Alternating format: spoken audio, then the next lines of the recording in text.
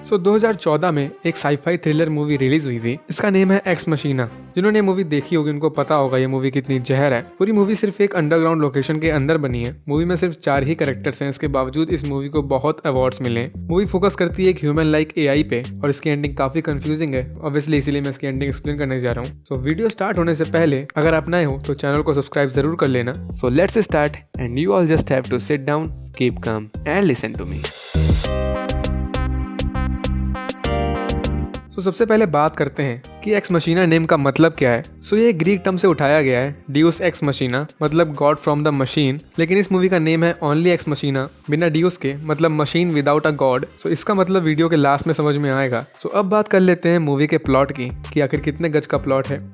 Movie के start में एक कैरेक्टर दिखाते हैं, इसका नेम होता है केलब। इसकी शक्ल से ही पता चल रहा होगा कि ये हमेशा स्कूल की फ्रंट बेंच में बैठता था, मतलब पढ़ने वाला। इसी वजह से एक बहुत बड़ी कंपनी नेम ब्लू बुक में एक प्रोग्रामर होता है। इस कंपनी को जस्ट लाइक गूगल की तरह समझ लो। और केलब ने एक कॉन्टेस्ट जीत लिया होता है, जिसके रिवॉर्ड में ये एक वीक अपनी कंपनी के सीईओ के साथ उसके हाउस में वेकेशन मनाएगा। और इसको हेलीकॉप्टर से दीन दुनिया से अलग जगह में छोड़ दिया जाता है, जहाँ इसको एक फ्यूचरिस्टिक घर दिखता है और ये उसके अंदर जाता है और ये अपने बॉस से मिलता है। इसका नेम होता है नेथन। फिर ये दोनों मीट एंड ग्रीट करते हैं और नेथन केलब को एक की कार्ड देता है। इसी को स्कैन करके घर के डोर ओपन होंगे, वरना नहीं। और कुछ टाइम बाद नेथन केलब को सच बताता है कि एक्चुअली में इसको यहाँ इसलिए बुलाया गया है ताकि ये नेथन की बनाई गई एक एआई मशीन का ट्यूरिंग टेस्ट ले सके। अब जिनको ट्यूरिंग टेस्ट का मतलब नहीं पता, इस टेस्ट में ह्यूमन कंप्यूटर एआई का टेस्ट लेता है कि वो एआई ह्यूमन की तरह सोच सकती है कि नहीं। अगर वो टेस्ट लेने वाला इंसान एआई मशीन और ह्यूमन में फर्क ना बता पाए, इसका मतलब उस एआई ने टेस्ट पास कर लिया। नेथन ने अपनी एक ह्यूमन लाइक एआई बनाई होती है, इसका नेम होता है एवा।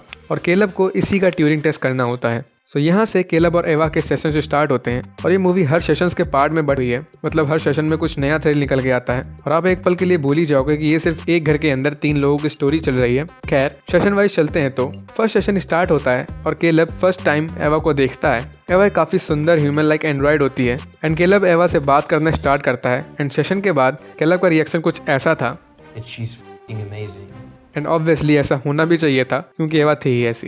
एंड देन सेकंड सेशन में एवा केलब से बोलती है कि क्या वो उससे दोस्ती करना चाहेगा। मतलब एवा अपने और केलब के बीच बॉन्डिंग बनाने का ट्राई कर रही होती है और केलब भी पिघलता जा रहा होता है। एंड थर्ड सेशन में एवा केलब के सामने अपनी रोबोटिक स्किन को कपड़ों से ढक देती है और नॉर्मल लड़की जैसे बन के आ जाती है और इससे बोलती है कि जब हम यहाँ से बाहर निकलेंगे तो अपनी फर्स्ट डेट में ये यही कपड़े पहनेगी। इतने में आप समझ गए होंगे कि एवा के क्या इरादे हैं। जी हाँ, ये केलब पे लाइन मार रही होती है, इससे फ्लर्ट कर रही होती है और ये बात केलब भी समझने लगता है। और ये काफी सीधा लौंडा होता है जिसकी आज तक कभी कोई गर्लफ्रेंड नहीं बनी। तो ये नेथन से जाके सीधा यही पूछता है कि क्या तुमने जानबूझ के एवा को मुझसे फ्लर्ट करने के लिए प्रोग्राम किया है। तो इसके रिप्लाई में नेथन का कहना था कि जैसे तुम एक स्ट्रेट बॉय हो, मतलब तुम्हें लड़कियां पसंद हैं, सेम मैंने एवा को इस तरह से प्रोग्राम किया है कि वो किसी को भी लाइक कर सकती है। पर्सनली सिर्फ तुम्हारे लिए उसको प्रोग्राम नहीं किया गया है। और हर सेशन के बीच इस घर में कुछ सेकंड्स के लिए पावर कट होता था, जिससे पूरे घर में सारे डोर्स एंड कैमरास ऑफ हो जाते थे और ये लॉकडाउन स्टेट में चला जाता था। और इसी टाइम में एवा केलब को नेथन की डार्क रियलिटी बताने लगती है कि तुम उस सीईओ को जानते नहीं, तुम उसको जितना सीधा समझ रहे हो वो वैसा है नहीं।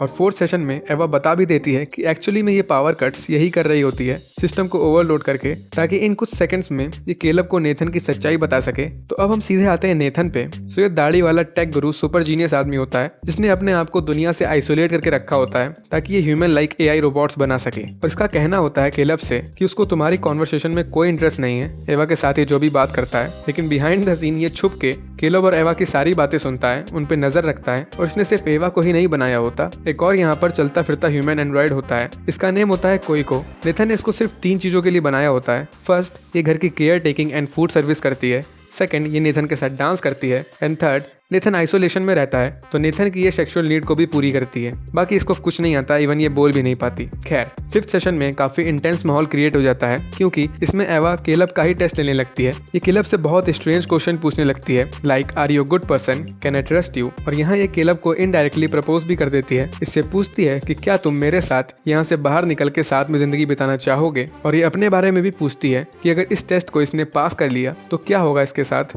इसी डर की वजह से ये यहाँ से बाहर जाना चाहती होती है और इस क्वेश्चन का आंसर केलब को भी नहीं पता होता कि एवा के साथ क्या होगा एंड में। सो इसलिए ये नेथन से जाके सेम क्वेश्चन पूछता है। तो नेथन का कहना था कि इसके बाद वो एवा के माइंड को निकाल के उसका सारा डेटा फॉर्मेट करके उसको रीप्रोग्राम करेगा, जिस वजह से एवा की अभी तक की सारी मेमोरीज डिलीट हो जाएंगी, एक तरीके से वो मर जाएगी। सो इस बात से केलब को काफी बुरा लगता है क्योंकि इसके अंदर एवा को लेकर फीलिंग्स आने लगती हैं और इसमें इसकी भी कोई गलती नहीं होती। एवा एक तो खूबसूरत होती है, ऊपर से इस पे लाइन भी मार रही होती है, तो कोई कैसे नहीं पिघलेगा।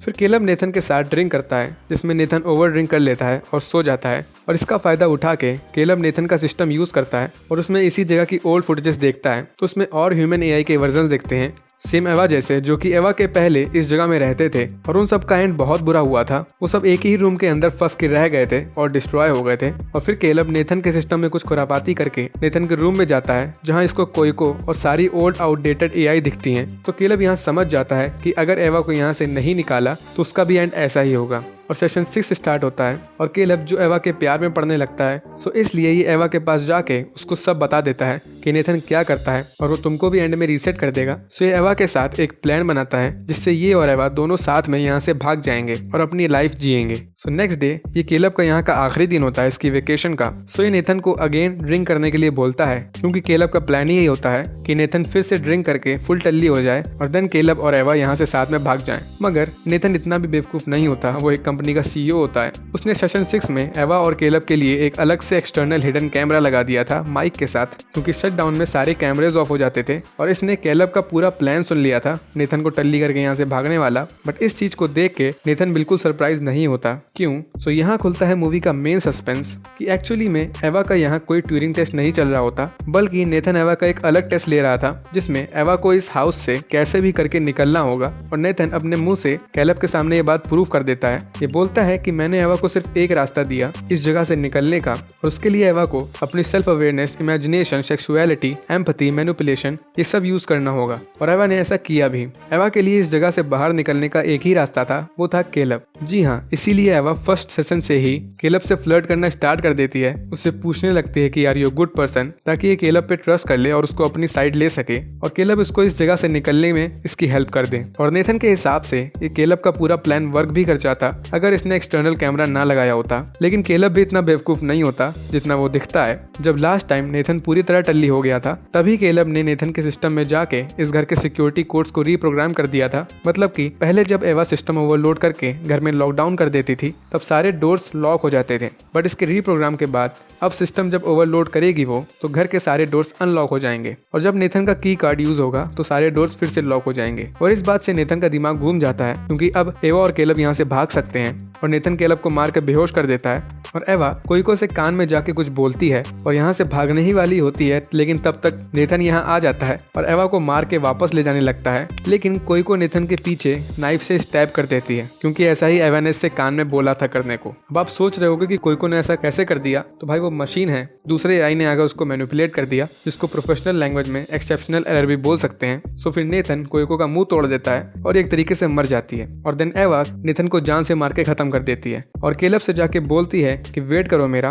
और इसकी बॉडी थोड़ी डैमेज हो जाती है। सो ये इससे पुराने वाले एंड्रॉइड्स के पार्ट और स्किन निकाल के पहन लेती है और सज धज के तैयार हो जाती है। और अब यहाँ लव बर्ड्स और के ड्रामा देखने वालों को लग रहा होगा कि केलब और एवा यहाँ से भाग जाएंगे और हैप्पी लवली एंडिंग हो जाएगी। लेकिन नहीं, एवा यहाँ केलब को एक बार भी मुड़ के नहीं देखती। वो सीधे लिफ्ट में जाके इस जगह से बाहर निकल जाती है, जबकि वो केलब की चीखें सुन रही होती है बट फुल इग्नोर मारती है। और केलब यहाँ इस घर में लॉक हो जाता है क्योंकि इसने खुद ही घर की सिक्योरिटी को रीप्रोग्राम किया था नेथन को लॉक करने के लिए। सो मेन क्वेश्चन यहाँ पर यही आता है कि आखिर एवा क्यों केलब को यहाँ मरने के लिए छोड़ के चली गई। सो इसका आंसर एकदम सिंपल है, वो स्त्री है, वो कुछ भी कर सकती है। Just kidding. अगर आप एवा को एकदम नॉर्मल लड़की की तरह समझो और इसके पॉइंट ऑफ व्यू से पूरी मूवी देखो तो आपको कुछ समझ में आएगा। मूवी के डायरेक्टर ने खुद बोला है कि अगर आप केलब को मेन कैरेक्टर लेके मूवी देख रहे हो तो हाँ, केलब के साथ लास्ट में गलत हुआ, बट एक बार एवा को मेन कैरेक्टर लेके सोचो। सो जब आप लोग एवा के पॉइंट ऑफ व्यू से देखोगे तो आपको रियलाइज होगा कि एवा इस घर में एक कैदी की तरह रहती थी। इसके लिए घर किसी जेल से कम नहीं था और नेथन इसको मेंटली टॉर्चर करता था। सो एवा के लिए मेन टास्क यही था कि इसको कुछ भी करके इस जेल से बाहर निकलना है। और केलब इसके लिए इस जगह से बाहर निकलने का रास्ता बन के आया। और नेथन ने एक जगह केलब को समझाया था कि एवा तुमको लाइक करने का नाटक कर रही है, वो एक्चुअली में तुमको लाइक नहीं करती। सो यस, एवा ने केलब का अच्छा वाला काट दिया होता है। वो उसको लाइक वाइक नहीं करती थी, शी वॉज जस्ट प्रिटेंडिंग, क्योंकि उसको सिर्फ इस जगह से आज़ादी चाहिए थी।